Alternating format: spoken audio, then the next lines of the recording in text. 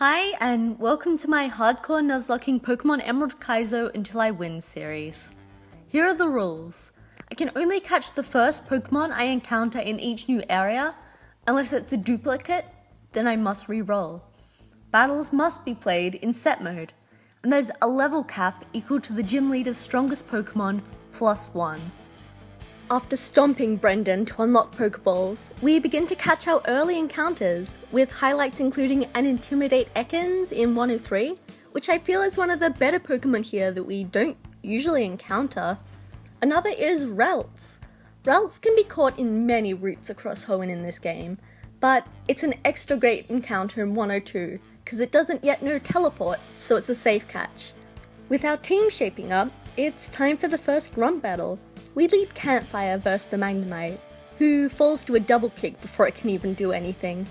We weaken the Coughing with an Ember, shrugging off Toxic with our Berry. A double kick does a little extra chip damage before Charm is switched in. Coughing stalls with Protect. We miss a 100% accurate Water Pulse thanks to the lax incense it holds. Then it crit Thieves. Annoying, but next turn our Water Pulse hits and Coughing is KO'd. Houndour comes out, so Charm Water Pulses him down to the red, nabbing the confusion, which means Houndour finishes itself off. Bagon comes in. Out of caution I Charm it down, then Ice Punch for the 2-shot. Finally, Duskull, who normally stalls like crazy between its special conditions and Protect. This time is a little different however, as we have Runner to bite 2-shot for an easy win. We then encounter a whole slew of new Pokemon, including a Seedot, a Kabuto, and a Geodude, who we quickly add to our team to verse Roxanne.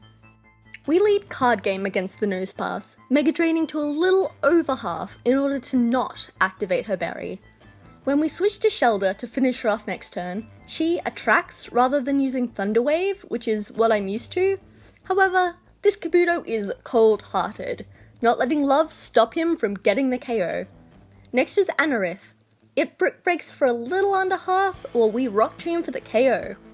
Lilith comes out, and it's time for the classic Toxic and switch into not very effective attacks, while the poison damage builds up. This plan goes off without a hitch, and Lunatone comes in next. We switch in 32, and he immediately takes a Rock Slide, which does a little over half. This is bad. I switch in Charm to get off, well, a Charm, and lower its attack. Then Card Game comes out to do some damage, absorbing the confusion for free in the process. Immediately Lunatone puts him to sleep. He's not doing much damage however, so we have plenty of turns to wake up. Come on Card Game, wake up. Wake up. Wake up! Finally he does, only to flinch from the Rock Slide. With only 1 HP left, it's bye-bye Card Game. At the very least, his death does give us a free switch to 32.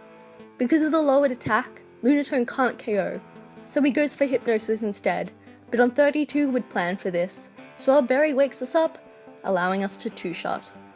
Out next is Shuckle.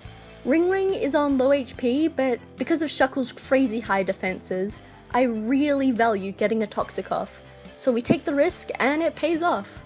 She does set up 2 curses in this time though, so I switch Charm into Charm, only for her to immediately be met with a rollout.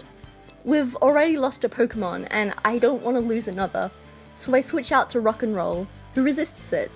Shuckle does happen to miss next, however, breaking the damage increase. I Magnitude, trying to get off any damage to help the poison, as turn after turn Shuckle sets up curse after curse. Roxanne's greed doesn't pay off however, as the Shuckle goes down before she can attack again. Relicanth is last. We switch to 32 to take a Water Pulse, and then Bullet Seed for the win. Not the best Roxanne battle, but far from the worst. Our only obstacle in reaching the Jufa Gym is that we must save Pico by battling another Grunt, and Aqua this time. We lead ... versus the Dratini. Ice Punch is a 3-shot, but after 2 headbutt flinches in a row I'm forced to switch out. 32 comes in, taking around a third before finishing him off. Carvanha is next, though it immediately goes down to a Bullet Seed 1-shot. Then we switch in Ring Ring versus the Tentacool. We exchange blows until both of us are in the yellow, then Shelma comes in to finish him off, only to be immediately confused from a Water Pulse and hit itself. I try another attack, but we hit ourselves again. With our HP low, I switch Charmin, who gets off a 2-shot with secret power. Next is Voltorb, who straight up blows itself up into rock and roll, who simply shrugs off the damage. I decide to get off a hit before switching out, which ends up being a big mistake as Ice Shard critical hits us and rock and roll goes down. 32 comes out to get him down to the yellow, then we switch in Charm to finish the job with 2 secret powers. Finally, the Barboach comes out. I charm it down as it tries to dragon dance up. It crits me, bringing me down to 1 HP and forcing me to switch out. 32, who ends up confused thanks to a water pulse, comes in. It uses this to set up a dragon dance as I hit myself, and then again, this time KOing myself. Devastating. Thankfully, Ring Ring holds on against a magnitude 8 and one-shots with Vine Whip. At this point, I kind of feel like giving up on this run. We've lost a Nuzleaf and a Geodude, which sucks, it's sucky. But even worse, our starter, who's always been there for us, who carries the team through hard situations. I step away from this run for a bit, but ultimately decide to continue. We may be down, but we're still far from out, so see you in part 2.